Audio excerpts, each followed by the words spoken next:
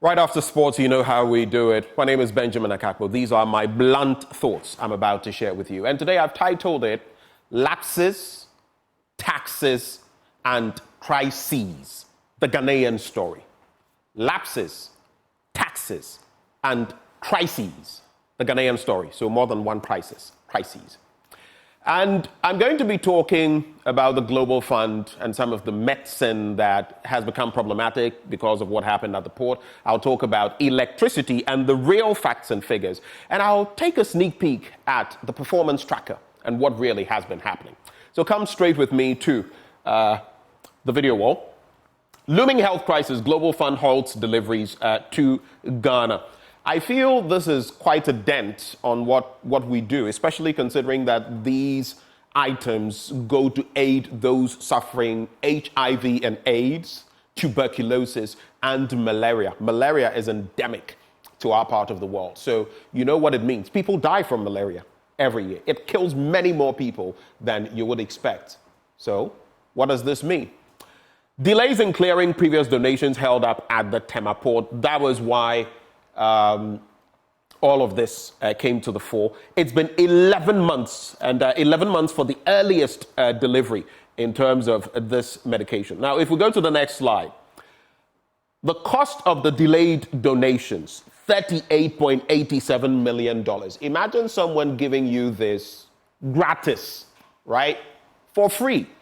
Use it as part of globally what is done. Global Fund, use it, and we can't even do the right things to give access to people to this medication worth this much. In our next slide, you would find out the breakdown. So bed nets, we're looking at 297 containers, not items, containers full of bed nets. Anti-malarial medicines, 12 containers. Antiretrovirals, that is for HIV and AIDS, 11, and malaria rapid test kits, 10 of them. This is what it means. And that is why some of them have also been saying that without these, trouble is looming large. So to wrap on the Global Fund bit, I just want to say, yes, there have been the interventions from the GRA boss. There have been the other interventions. But how did we even get here? Why should we get to the point? Because for the first time in this Fourth Republic, we've got to the point where vaccines were in short supply for childhood diseases. If we keep up like this, especially when the Global Fund is now telling us, if you don't clear the previous stock, we're not giving you anything new. What exactly are we doing in our health system? I'm throwing the challenge to Dr. Okoboy to look at, re-examine. I know he's inherited a number of things, but we have to re-examine how we go about these issues. But from there, something that looms larger, I'm talking about Dumso, the current power situation. Now, what has the ECG been saying in recent times?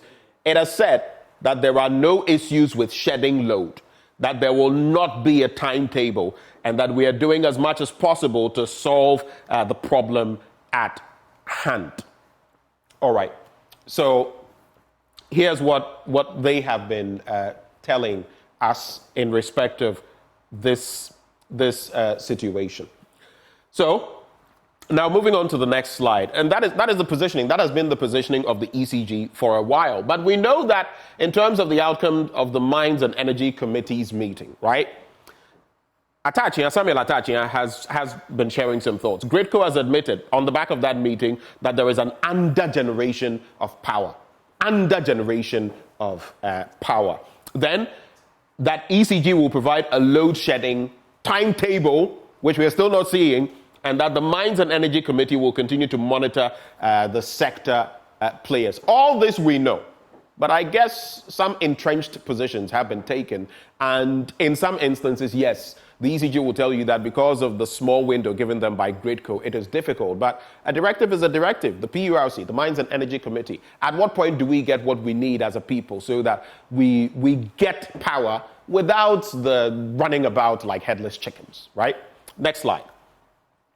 But here's where it gets a bit more interesting. And here's where Kojopoku will disagree with me, but we stick to our facts, right? 5,626 megawatts installed capacity. Available capacity to you is 3,251. That gives you a shortfall a deficit, no matter what you want to call it, of 2,375 megawatts. If you look at that report sent to the Energy Commission or by the Energy Commission at a point, you would realize that we knew we would be here. So why did we have to wait to get here and put the ordinary Ghanaian through what we're going through? I mean, my colleague Sweetie Abochi went to Newtown, engaged printers, cold store operators. It is a horror story. But let's go to the next slide. If you look at this, then you would see that normal hours, in terms of load shedding, 380 megawatts, peak hours, 505 megawatts. Definitely something would have to come to shove. And when that happens, our power goes off. That is the situation. We have a situation with purchasing fuel, gas. We have a situation with dealing with the IPPs. It's a convoluted situation. We're still not telling the whole truth. And that is the truth of the matter. Next slide. Now, if you look at the trajectory, again, a comparative analysis of the NDC and the MPP in terms of power generation, right? The NDC between 2008 and 2016, what they inherited was 60.5% in terms of our generational capacity, overall capacity. The access after that was 83.24%. So that would suggest an annual increment of 2.84%. Now, if you look at the MPP, they then inherited 83.24%. That is from 2016 to 2022. This is what they inherited at the outset when they took over power. Now they've taken it to 88.75%. If you look at that, it means what has been added on is a mere 0.91%, not even 1%. That is per year, annual increment. But if you look at the percentage point increment, the NDC added to our grid 22.74%. That is a factor of about what? 1 out of 5. Okay? How much has been added since then? 5.51%. So it makes sense. It's not rocket science. We've ended up here because of decisions we've made. Now, let's move on from here and focus on my last issue, the performance tracker, Agenda 111. It makes for some interesting reading because if you look at, and the figures I just gave you from the ECG are also on the performance tracker, right? But when you look at the description of projects on the tracker, 109, but we're talking of Agenda 111, right? So it means those under construction, 88, not under construction, 21, not included, 2. 2 are not in there for some reason. But let's move on to the next slide. Shall we go to the next slide, please? And then when you look at the total project completion rate, we're looking at 36.29%. And this is our own performance tracker and JoyNews computation based on the facts and the figures, contrary to what you may see, 36.29%. And when you look at the completion rate of projects under construction, 44.94%. Next slide. And if you look at the regional breakdown, which is where I'm going to end, because some of what is said is not the reality when we do our own breakdown. Western region, 2 projects, completion rate 64.89%. Ashanti 18, 44 plus. Central 7, 55 plus. Eastern 8, 48% plus. Volta 8, 47% plus. Bono, 3 of them 44% plus. Upper East, 8 of them over 44%. And Upper West 5, 43%. We have the last one, which will also include the Greater Accra region. Let's go to the next slide.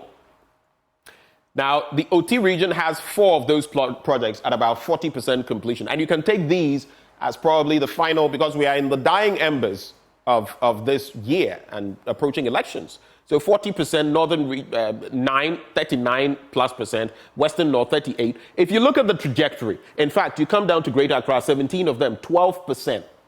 The tail of the tape is clear. We're nowhere near completing these projects. And that also raises the question. That is why I've spoken about lapses, taxes from the global fund issue, and crises. Why try to do so much when you could do a few, make sense of them, maximize Ghanaian taxpayers' taxes, and ensure that communities get full-fledged outfits? The thing is done, not just the structure, because the structure is not a hospital. The equipment and everything is in there. Why? What I'm saying, does it not make sense? Rather than put up a 10-story building that you will not complete, how about put up a 3-story building that will be fully furnished and everything? Does it not make sense? And when you have some more money, you put up another 3-story building till you get what you want. This country sometimes makes me feel like tearing my hair out. But kakra, ebeyeye, we shall get there. But that ebeyeye will not happen overnight. I want to end with this. The new Senegalese president, even before the polls, published his assets. 2 houses, and not any magnificent, 2 houses, 2 cars, is it 4 cars or so, and all of that. He did that. Until we start holding our politicians accountable, down to communicators and everybody. Some of them will come and be doing yappy on air. But because of politics, you find them doing all kinds of things. Until we start holding them accountable, like Vietnam is doing with that, lady who has squandered about $44 billion. Until we start doing that, we'll go nowhere. My name is Benjamin Akakpo. These are my blunt thoughts shared with you, raw, hot, unedited, undiluted. As always, I pray that God will bless us all, bless Ghana, and make her great and strong.